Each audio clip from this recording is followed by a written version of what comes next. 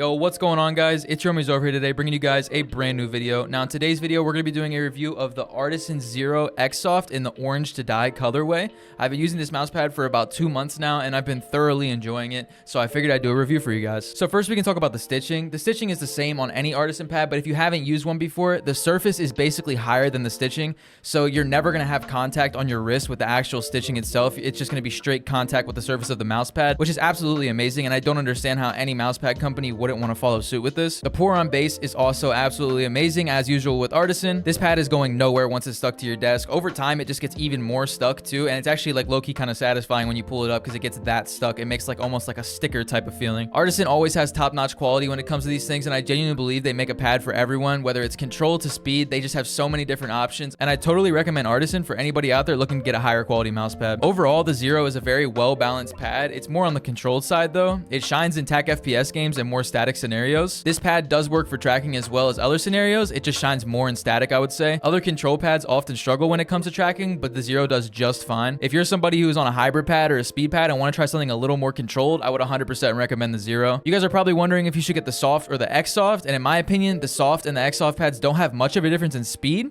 but the X-Soft does provide more stopping power, which is great for FPS games. If you are someone who presses extremely hard on your mouse pad, I don't know why the fuck you would, but if you do, I would recommend just getting a Soft to be safe if that is you.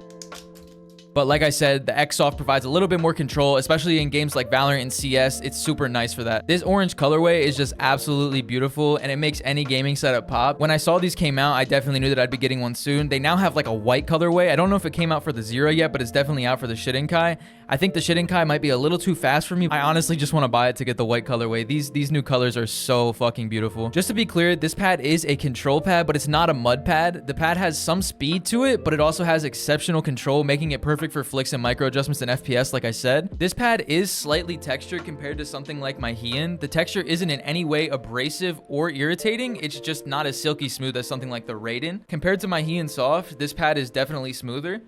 The Hien has a little bit more texture to it. It's definitely on the smoother side more than the texture side, but there is a slight texture. Artisan pads are definitely the best bang for your buck though when it comes to longevity. This Artisan Zero here is $35 before shipping and $63 shipped to the US, and that's very fair considering this pad will last 2 years. I've had this Hien for around 1.5 years, and yes, it's dirty, but there are absolutely no slow spots or defects on this pad. It still feels brand new, and if I washed it, I could get rid of all of these white marks and dirtiness. So Artisan definitely wins when it comes to longevity. I don't care what anyone says. Artisan also has a setup with DHL where you can ship 2 pads for the same price as one, which is insane. My pad arrived in 10 days after purchasing, which coming from Japan isn't bad at all. I've heard the previous Zero batches collected a ridiculous amount of hair, but I have not experienced that at all in the 2 months I've been using this. I've had this pad on my desk since I got it, and there is just no hair. I get an occasional little black speck of dust, but because it's orange, it sticks out like a sore thumb, and I can easily just pick it off. So who should buy this pad? Anyone playing attack FPS, I think, would really enjoy this pad. Anyone currently using a speed pad that wants to try something more controlled should definitely try this pad. If you've previously had a problem with hair on your Zero, buy this pad because I've yet to have an issue with hair on this. For anybody struggling to figure out how to order this pad, I'll have a direct link down in the description. I know it can be difficult for some of you guys to figure out how to use the Artisan website.